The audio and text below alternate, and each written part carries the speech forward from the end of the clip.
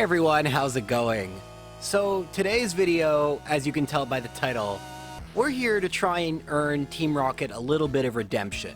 If you've ever watched the anime or seen clips on YouTube or whatever, you know that Jessie and James are not known as the most competent members of a pretty incompetent organization to begin with. So I'm going to try and restore their reputation just a little bit by going through the game with their signature Pokemon, and we're starting today with Jessie's Pokemon, Ekans. Now at first, Ekans' initial moves look pretty bad. Wrap, base 15 power, and Leer? Not great, right? I don't know, because Wrap may be, no, I would say it is, not just the most cheap and unfair move in Generation 1, but probably in Pokemon history, and there have been some pretty unfair moves throughout Pokemon. Why? Well, Wrap, first of all, works somewhat like Petal Dance or Thrash, where when you use one power point, it lasts for multiple turns, which is nice, but that's not even close to what makes it so unfair. You see, unlike those other moves, Wrap doesn't let you attack between turns. Once Wrap is used, until it ends, the opposing Pokemon cannot attack. So if you outspeed and keep hitting with Wrap, the other Pokemon will faint without any opportunity to ever attack you. Essentially like making it a one-hit KO move, but with 85% accuracy. So, having said all this, Brock must be a complete joke, right? And you would think so, but it's actually not true, because let's assume we fight Brock as early as possible. Well, Geodude we can usually get past, but why usually? Wouldn't it be every time? Think about it. You see, Wrap is going to be doing like 1 HP of damage every time it hits. And that 15% miss chance doesn't seem that big a deal until you consider by the end of this gym battle, we'll probably have used close to, if not all, of our power points. And so that 15% equals about 3 times where Wrap misses. Well, you may have seen already when Geodude attacks me with Tackle, that's about half my health, so I only need 2 misses for Geodude to knock me out. And Geodude's the one I usually can get by, it's Onix, which is just impossible. You see, Onix is actually pretty fast. Faster than me even at level 8, or a much higher level as you're gonna see. So, while Wrap still is decent, it does way more damage than something like Tackle would.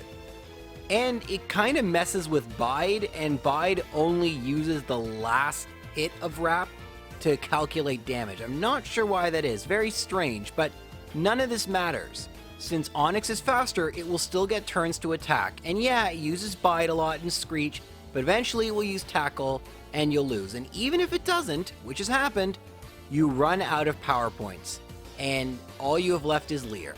So the fact is, while theoretically possible, in practice, minimum battles with Ekans simply won't work, but forget minimum battles. I was having problems at level 10, level 11, trying to get past this Onix, because these same problems, they don't go away. Wrap is still doing 1 damage per, Onix is still outspeeding. It actually took me until level 15 until I was able to outspeed the Onix. And of course, in the winning battle, the strategy is exactly what you're seeing. Use Wrap, hope you don't get hit too much.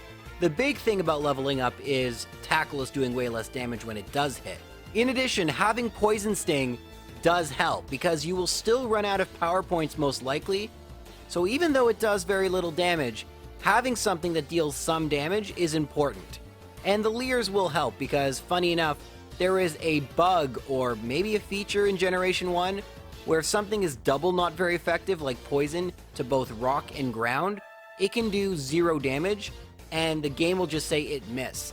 This is only in Generation 1. In every other Pokemon game, if we're not dealing with immunity, the move will always do at least 1 HP, but hey, Generation 1's gonna Generation 1, but we do beat Brock, and after Brock, the game gets easy-ish. I mean, it's still kind of inconsistent. Wrap still can miss, and Ekans has pretty bad defense. So there are lots of battles that seem like they'd be just easy, but Rap keeps missing and I come close to fainting. And this is something to definitely keep in mind going forward. While Rap is very cheap and powerful, trying to use it consistently isn't going to be that great for us. And on that note, after we finish with Mount Moon, we have to fight rival number 2, and I was having a lot of problems.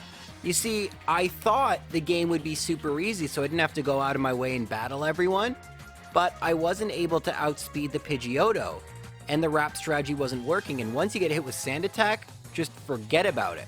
So I actually had to battle some of Misty's trainers and Misty herself to gain the necessary experience points, and even then, it was inconsistent because Quick Attack, of course, will go first every time. And since Ekans doesn't have great defense, I was still losing. Finally, I got a run where I won, but in reality, my strategy was still use Rap against the scary Pokemon like Pidgeotto and Rattata, and then I'd use Bite. Bite's pretty good, I mean, comparatively. Base 60 power, it's a normal move. Dark type didn't exist till Generation 2, so it is using physical attack, and it has a chance of flinching. It would flinch the Squirtle. That will help because it just is a little bit more consistent than Rap. I can rely on Bite usually taking things out in 1 or 2 hits with the possibility of flinch. With Rap, when it doesn't work, I can put myself in a really bad situation. So you're going to see me using more powerful moves like Bite and later other moves a lot more often going forward. However, against Misty, Rap is once again the better strategy. Staryu can use Water Gun, and with my pretty bad special, it would do a lot of damage, and Starmie already is going to be quite frightening, or so it would appear, because after I knock out the Staryu, I get Glare. And this is when Rap can get really unfair, because Glare 100% of the time will paralyze the Pokemon, so even though Starmie outsped me, I can paralyze it, and thankfully, Rap didn't miss, and the combination of Rap and Paralysis is very powerful. However, it isn't actually going to be all that useful going forward, because for the next little while, Ekans will be at a high enough level to usually outspeed everything, and when it starts happening that I can't, the Pokemon that will outspeed me tend to knock me out in 1 hit. So this is something that looked like it would be a super great, super cheap strategy to just sweep the rest of the game. Turned out not so much. And rival number 3 actually illustrates a lot of the things I was talking about. I opt for more consistency by using Body Slam, because Body Slam is awesome, against both Pidgeotto and Eradicate. But the Kadabra outspeeds me and hits me with Confusion. It's a 50-50 chance to do so. And I'm able to knock it out in 1 hit with Body Slam, but now I have to rely on Lucky Rap in order to beat Wartortle.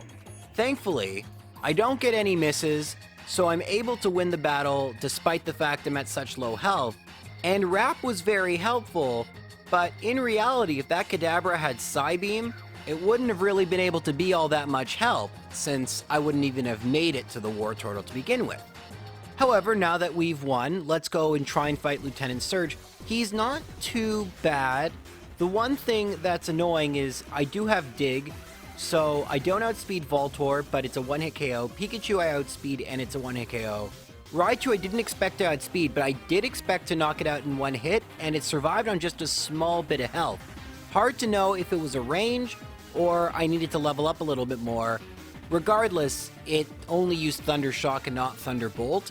Had it used 2 Thunderbolts, I would have lost for sure, and I would have had to retry, but that's just not what happened. So we can continue and make our way through everyone's favorite named mountain, Rock Tunnel, or is it a mountain? I'm not actually sure. It doesn't matter. Let's proceed to Celadon, and once we get there, nothing really changes.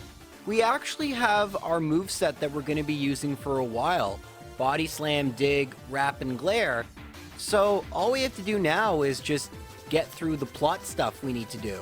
So first things first, Rocket Hideout, and Ekans doesn't really have too much of a hard time. Some of the coughing aren't 1-hit KOs, which is annoying. Dig being a 2-turn attack makes things take a little longer.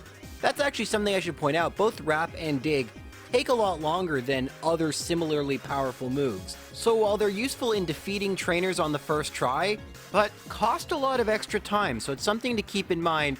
Anyway, Giovanni proved pretty easy, albeit I did get 2 critical hits on Onyx and Rhyhorn.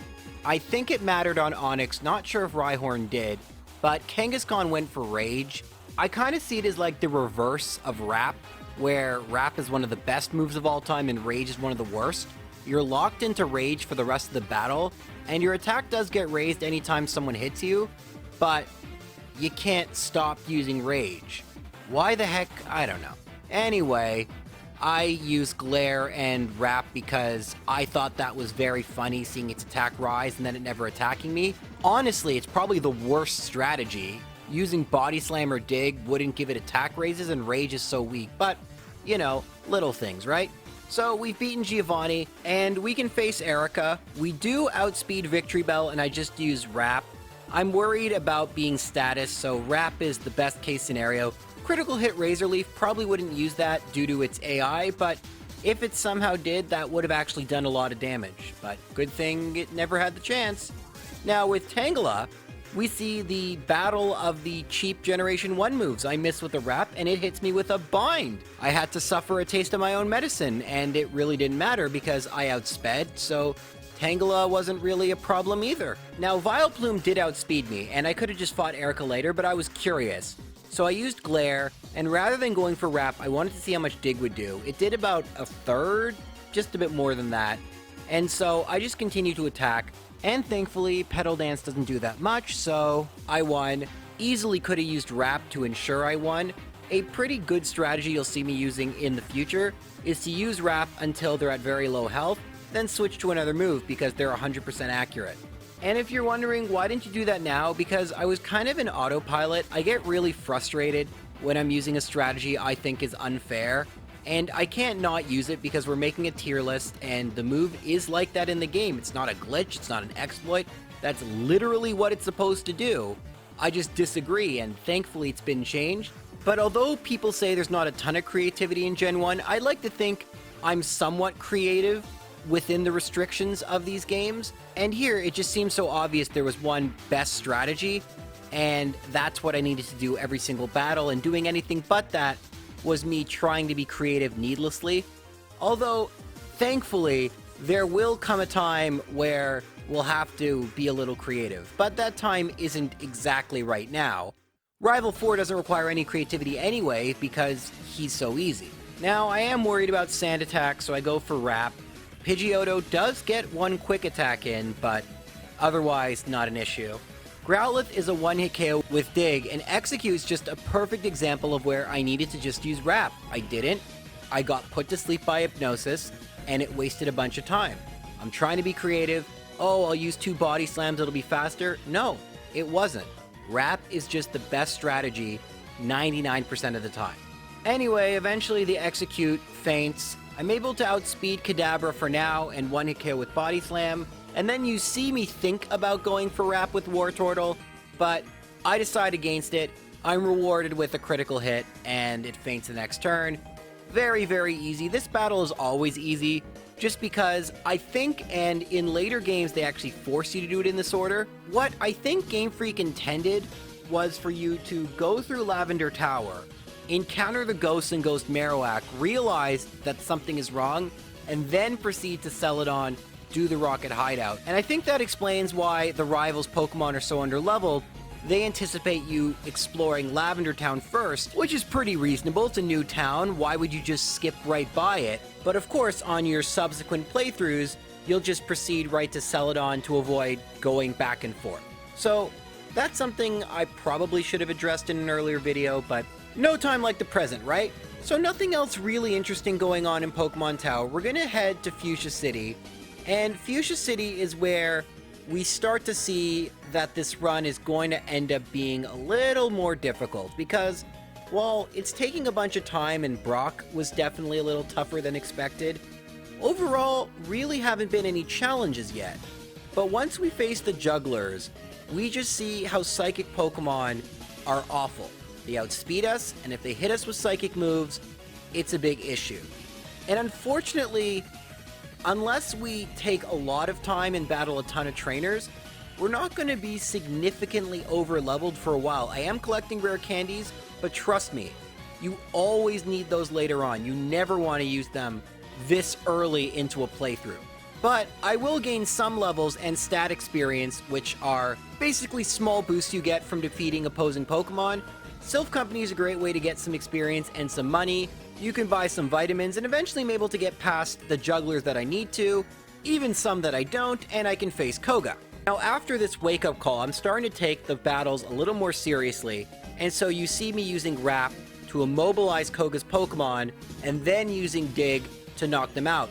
Dig would not be a one-hit KO otherwise. I had battled Koga previously, 2 or 3 hit KO a lot of the time. So the strategy worked very well, then of course it misses, and Weezing uses Self-Destruct. Technically that'd be a victory because I have other Pokemon, but they're just for HM purposes, so I have to reset. That's something I should mention. Other Pokemon are only allowed for HMs. They can't help you win a battle, even just by passively existing in your party. Honestly, I used to deposit them before gym battles, so it looked better, but it just wasted a bunch of time. And there's no reason I would make this up, honestly. It's not like there is some sort of Pokemon Olympics or something. It's funny, I'll sometimes get comments of people thinking I'm exaggerating or whatnot. Why would I do that? Who am I trying to impress?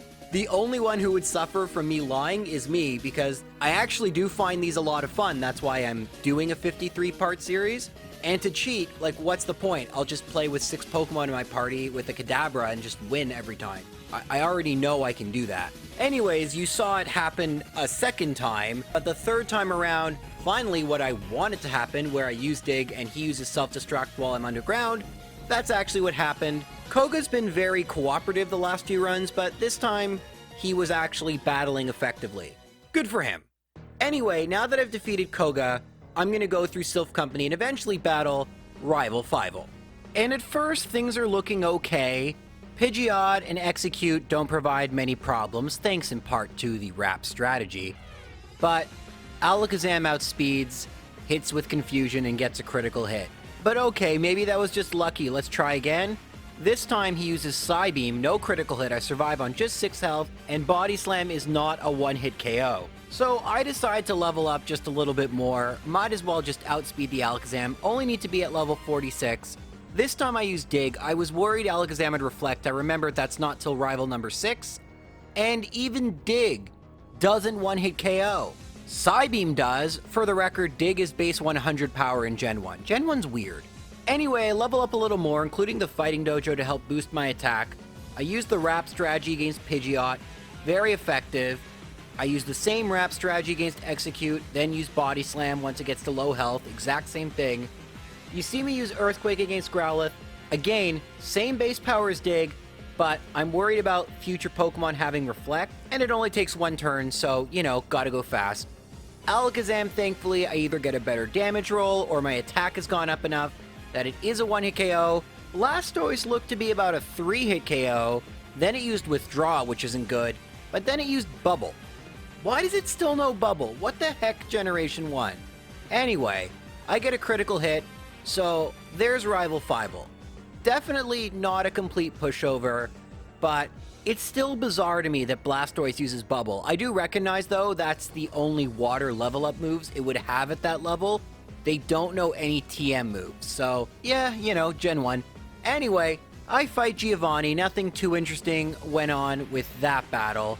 And instead of fighting Sabrina, I'm gonna go to Cinnabar and fight Blaine first because I do have Earthquake. I'm worried about outspeeding her Pokemon, and the Pokemon Mansion plus Blaine's Gym have a lot of Pokemon that I'll be able to gain some useful experience, and hopefully after I'm done, I'll be able to outspeed all 4 of Sabrina's Pokemon. But for now, let's fight Blaine himself, and I'm not sure you're ready for the strategy. It's not just use Earthquake 4 times. Instead, we have to use Earthquake 5 times. Arcanine takes 2 hits. It's the classic make sure you press the A button enough times. It's difficult. Sometimes the inputs may not register, but if you just stick to it, you will persevere, and you will too beat Blaine with just an Ekans. Thank you. Alright, anyway, now that we've beaten Blaine, let's go fight Sabrina. I had fought some of the trainers, the channelers to be specific, in her gym to try and get just a little more speed. Didn't actually work out the way I wanted it to. I also was low on power points, so instead of doing what I wanted to do, I used Body Slam against the Kadabra, used Wrap, then Body Slam against the Mr. Mime since Body Slam is not a one-hit KO, Wrap and Body Slam against the Venomoth, leaving 3 left for Alakazam. Was hoping to outspeed, I didn't, but he used Psy-Wave, which is pretty good. I used Earthquake, it then uses Reflect, which was great, and I won. Now, those 2 moves are the best case scenario. I don't know the odds, I think it's like something like 25% that I get those 2 moves, but the fact is, I realistically, if I kept losing, would have leveled up more until I outsped Alakazam, but Alakazams are going to be a real problem going forward. And thank goodness, it's not like any of our difficult trainers that we have left to face have that specific Pokemon, right? Don't you guys love my dry wit or just saying things? Anyway, we're gonna go beat Giovanni for like the billionth time. He is... Oh, actually, this is the first time I even try and use the Badge Boost glitch. Ekans doesn't have any moves that affect its own status, so I had to rely on getting Tail Whips and Leers from Rhyhorn. I only managed to get one. I also got one from Nidoqueen, but it didn't really matter. The thing with Giovanni is none of his Pokemon use or even have powerful ground moves, so although in abstract it would seem like Giovanni would be one of the most difficult gym leaders for an Ekans, in practice, it just doesn't really work out that way. But don't you worry. We have now defeated all 8 gym leaders and we move on to the real challenge. And it's real challenging, alright. But rival number 6 is not actually all that bad. And you may have noticed I have gotten rid of Wrap. I know. It was tough. But when it comes to the Elite Four, where I have to beat all 5 in a row without saving, relying on an 85% chance just didn't make sense. There are better strategies, which you will see. And there's also a better strategy against Rival 6. Now that I've Mimic, which you did see me use in the Giovanni battle, I can Mimic Agility. This will allow me to for sure outspeed the Alakazam, and is the second and final instance of me using the Badge Boost glitch to my advantage. I Agility 3 times. Pidgeot will only use Agility because its AI says, ooh, Psychic move. Psychic strong. Use Psychic move. It's simply fantastic AI. But anyway, you can knock out the Pidgeot. Rhyhorn will be a one-hit KO with Earthquake, and so will Growlithe for that matter. Now, Execute can be pretty annoying. This is where I miss Wrap. I go for Rock Slide to get the flinch. It goes for Leech Seed. Better than Stun Spore. I'll take it. And I knock it out on the next turn. I obviously outspeed the Alakazam, and I one-hit KO with Earthquake, which I was not sure about.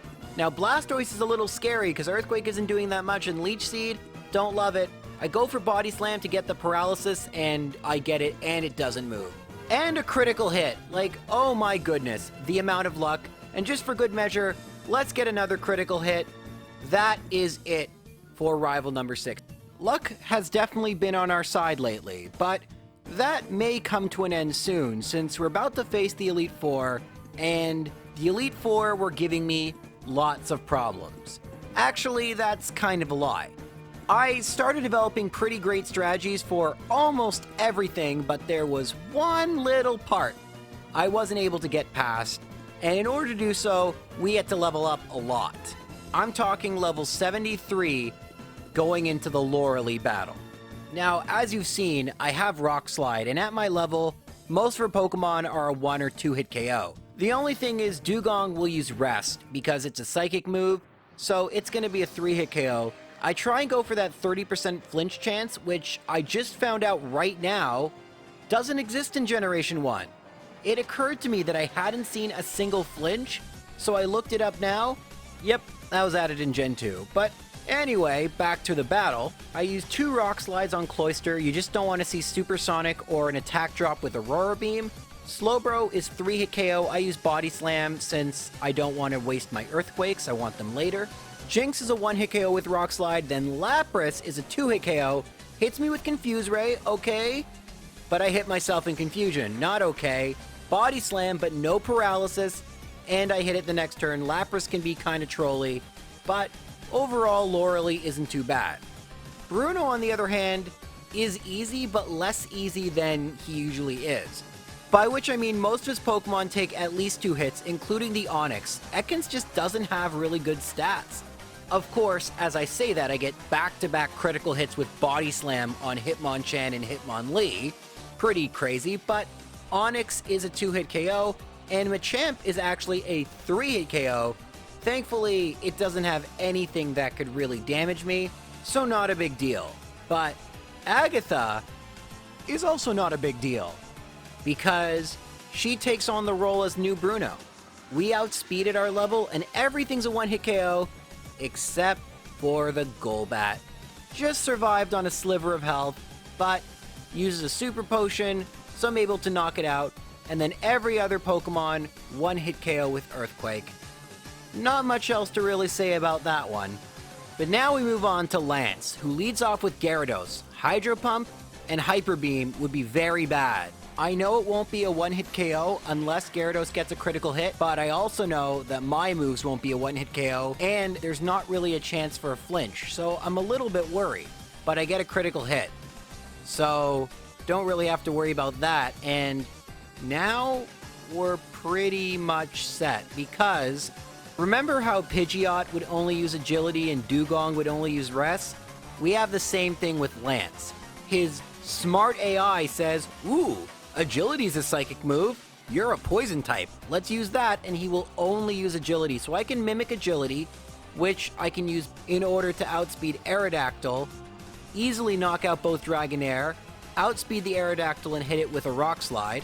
Doesn't knock it out. It uses Takedown, but thankfully doesn't get a crit, so the next turn, bye-bye Aerodactyl. And Dragonite will spam either Barrier, which it can't legitimately learn, or Agility, and that's Lance. Very, very anticlimactic, but don't you worry, because the reason I needed to get to this level was the champion. No longer does this Pidgeot have Agility that I can mimic, so we're going to need to outspeed Alakazam, or hope it doesn't 1-hit KO us with Psychic. So do either of these happen? Did I level up enough? Let's find out. So first thing I do seems kind of weird. I'm going to mimic Wing Attack, but don't worry, there is a real reason I need to do this. Pidgeot then retaliates with its own Wing Attack and critical hits. I use Rock Slide. It does not knock it out, but Pidgeot goes for Sky Attack. I'm able to use Body Slam and knock it out. But here is the moment of truth. Do I outspeed? Yes! And I don't 1-hit KO.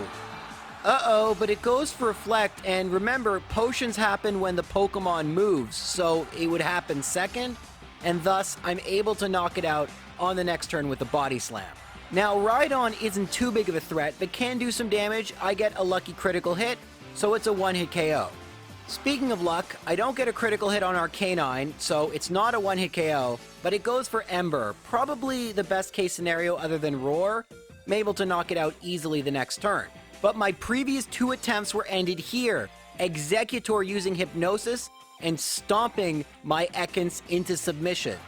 This time I'm going to use Wing Attack. That's not Wing Attack. In my excitement, I hit A one too many times, but I got a critical hit, paralysis, and it didn't move with Body Slam. Now that is absurdly unlikely. I follow it up with a Wing Attack that also critical hits. So I have no idea whether this strategy would have worked or I had to level up a little more. But, I mean, what can I say? I understand why some of you are suspicious of this kind of luck, but I promise you, this was just my 4th attempt.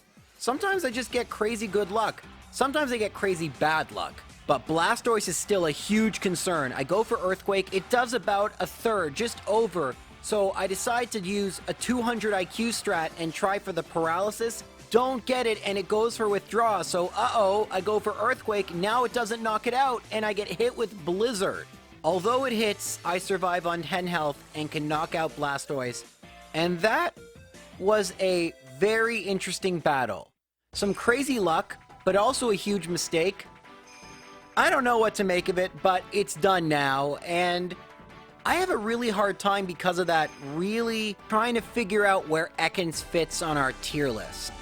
None of the battles were really difficult, like, 9 out of 10, 10 out of 10 difficult, except for maybe the final rival battle, and a little bit of leveling up, not a lot, usually solve that, but at the same time, definitely not in the top tiers. I think it's somewhere around where Charmander and the question is above or below.